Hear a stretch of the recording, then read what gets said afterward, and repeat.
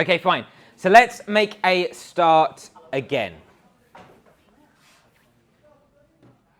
So if you remember, what were we talking about yesterday?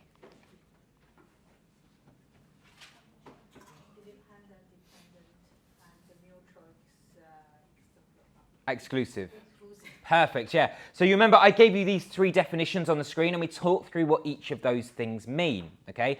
What else did we talk about yesterday? Because we got through quite a lot yesterday. It was a couple of hours. So what did we get through it as well? What did we talk about? Sorry? Yeah, good. So we talked about this idea of Bayesian statistics. What was that all about? What was Bayesian statistics all about? Can anybody remember? Absolutely right. So you basically take a prior belief or a prior ratio, you multiply it by, can anybody remember? Yeah, the likelihood, which you remember is like your new evidence. And you're absolutely right, that will then give you your posterior ratio, your posterior belief, okay? So it's literally the theory of learning, the mathematical theory of learning. The idea is you start off with something that you believe is true, you multiply it then by some new evidence that comes to light, okay? And then you end up with your posterior belief, okay? Now, what we didn't talk through yesterday was that actually this is not just like a one-step process. It's not as if you just do it once, okay? In reality, what happens is that you constantly update your beliefs. So in other words, you start off with something you believe is true, you update it with some new beliefs, and then you get a new belief then. So you update it with new evidence, you then get a new belief, and then that becomes your prior.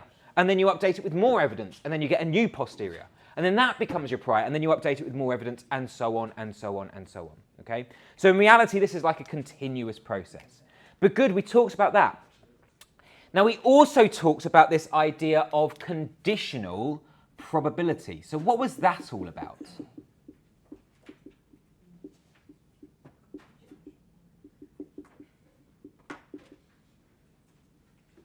What was that all about? So how did this link to this?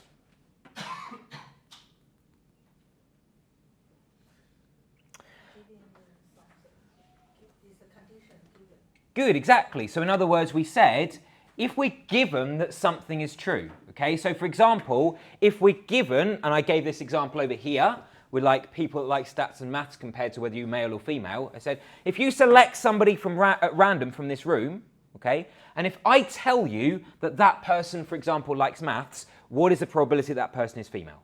Okay, so it's literally like the probability of some event happening given that something else has already happened. So probability of A, my event A, given that event B has already happened. Okay, and we started to talk through that. Now I want to play on that idea a little bit further. Did you remember that we effectively took this idea, and then we converted it into a probability tree, okay, probability tree, okay? And that probability tree was basically saying, well, if this first thing was happening, what's the probability of this second thing now happening, okay? In other words, the probabilities are dependent on each other, okay? So conditional probability is related to this idea of dependence. In other words, one thing depends on whether another thing has happened. Is that okay? Good, all right. And I got you to fill in this probability tree, didn't I? Yep, okay, good. So let's have a think. What I want to do now is work a little bit more closely at trying to link this thing back to this thing. In other words, trying to link this idea of conditional probability and dependent events back to this idea of Bayesian statistics. Because I guess at the moment, they sort of feel a bit disconnected, right? I started talking about this thing, and I gave you a few examples of this, like how it's used in forensic statistics, for example. And then I went ahead and I just created this two-way table and started talking about conditional probability. But now what I want to do is kind of take a step backwards and try and link these two things back together again. Is that okay? Right, okay. So I'm going to do it generally, okay, and then we can talk with a specific example in a bit, okay? So let's suppose that I have two events that could possibly happen.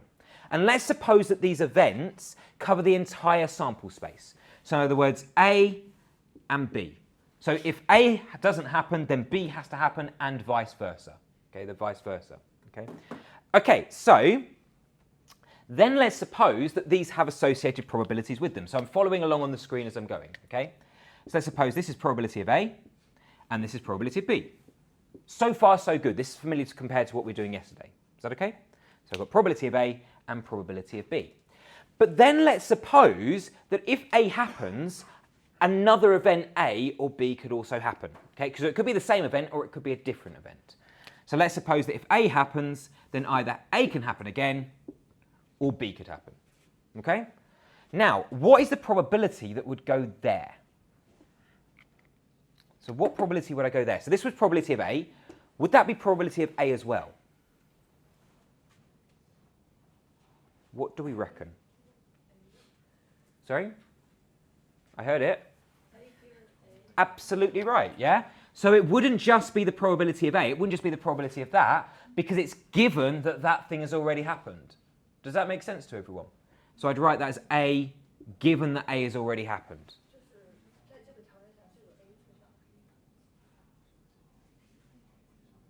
So it's not just the probability of A, because in order to get here, you would have to have gone through here. So in other words, the only way for this thing to happen would if A has already happened. Does that make sense to everyone? So what's the probability that would go there? So the probability of B, given that A has already happened. Okay? And then likewise, I can do the same kind of idea down here, can't I? So in other words, I can have either A happening again or B happening again. But what would the probability be here? Yeah, the probability of A happening, given now that B has already happened. And what would be the probability here? Perfect. B given B. So in other words, you should have a diagram that looks like this. Okay? Now, let's suppose that I want either A and B to happen. Okay, so I want A and B to happen, right? Now, would this probability represent both A and B happening? This event here? No, because this is A happening and A happening. Would this event represent both A and B happening? No, because now it's just B and B happening. So you're happy the inner two events represent A and B happening. In other words, they're both happening. Okay? So in other words, this thing here and this thing here represents A and B happening. Okay? Now, can anybody remember, how do I write the probability of A and B happening without writing the word and? Good, perfect. Okay, so it's that symbol there. Yeah, you remember that means and? Yeah? And likewise, this would be the probability of A and B. So in other words, what I'm saying here is that there are two ways of getting A and B to both happen. Okay? Either A happens first, then B, or B happens first, then A. Okay? Now, if I want to come up with a formula for A and B, how could I do that? So if I want to come up with a formula for the probability of A and B, okay? So what I could do, I want to link this back to Bayesian statistics, okay? If you like, this thing on the left, so in other words, this part here, the first set of branches, is our previous belief. In other words, this is our prior. This is what we start off by believing. Only two things can happen, either A or B. Okay? They're mutually exclusive, they can't both happen. Okay? So either A or B can happen. So that's my prior belief, the first set of branches. And then if you like, my likelihood, my updated, so my new evidence, would be this second set of branches. So if I was thinking from a Bayesian perspective, what I would say, this first set of branches represented my prior belief. This is what I believed initially. And then I updated it with some new evidence, so this is now my new likelihood, okay? And then on the right, I should end up with my posterior ratio, my posterior belief, okay? So in other words, if I want the probability of A and B happening, okay, would you be happy that the probability of A and B happening would be, for this particular case, probability of A multiplied by the probability of B given A? Does that make sense? The probability of A multiplied by the probability of B given A. Okay? What would this one be? What would this event here be? How would I find that? Just by multiplying probabilities together.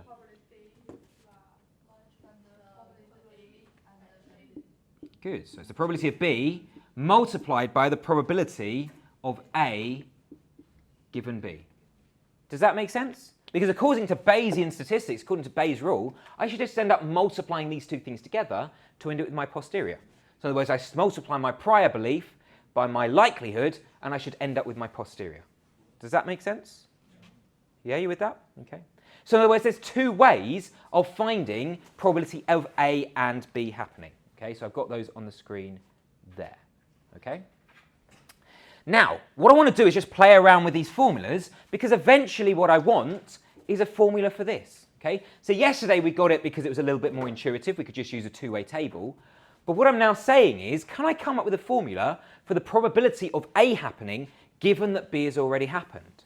Well, have a look. I've got that, haven't I? I've got that there. So the probability of A given that B has already happened. So if I just want that on its own, what am I going to have to divide by? Yeah, divide by the probability of B. So in other words, what I'm saying is that the probability of A given that B has already happened should be the probability of A and B both happening divided by the probability of B. Do you all see that? Yeah, do you all see that? Okay. So it's just basically intuitive. Now, if I wanted it the other way round, so if I wanted, for example, probability of B given A, I wanted the probability of B given A, what would that thing be equal to? Probability of A and B. Yep. Over the probability of A. Absolutely right. Yeah, so I just rearrange the other formula. Does that make sense to everyone? Okay. So this here is conditional probability, but because it comes from Bayesian ways of thinking, in other words, a prior ratio multiplied by a likelihood ratio gives you a posterior ratio, this here is known as Bayes' rule. Okay, so this bit here, so there's two formulas, 1 and 2. Do you notice it's just basically they're just swapping over the, sorry, I made a mistake here. Okay, should be B given A. Yeah, B given A, right. So these two things here, do you notice, are exactly equivalent formulas. It's just we've swapped over the B and the A. So basically, if we want the probability of A happening, given that B has already happened, it should be the probability of A and B both happening divided by the probability of B. Okay. And if you want the probability of B happening, given that A has already happened, it should be the probability of A and B both happening, but this time divided by the probability of A. Does that make sense to everyone? Does that make sense? Okay. Good. So how could we rewrite this? Let's suppose, for example, we wanted to rewrite the probability of A and B. We didn't know what the probability of A and B was. We didn't know what this thing on the numerator was. Okay. Well, in this case, I know that I just rearranged that bottom formula. Okay. So in other words, if I want the probability of A and B happening, I've got another formula that I could stick in there. So in other words, I could say that it's the probability of A multiplied by the probability of B given A, all divided by the probability of B. Okay? So that's another equivalent formula for the probability of A given B happening. Or if you prefer, I could also rearrange the other formula to say this is the probability of B multiplied by the probability of A given B, all divided by the probability of A. That is also fine. Yeah? So in other words, I've given you two formulas here. If you don't want to work with the probability of A and B happening, if you don't know what that is, it might be easier to work with the other conditional probability, which literally just comes from thinking about the other set of branches. Is that okay? So there you have it. Okay, so you see on the screen there, I've kind of given you two versions of the same formula, just with A and B mixed over. On this screen there, I've literally just given you the first one. Okay, because of course it doesn't matter what we call A and B. So if you prefer, we could just deal with that one if you wanted.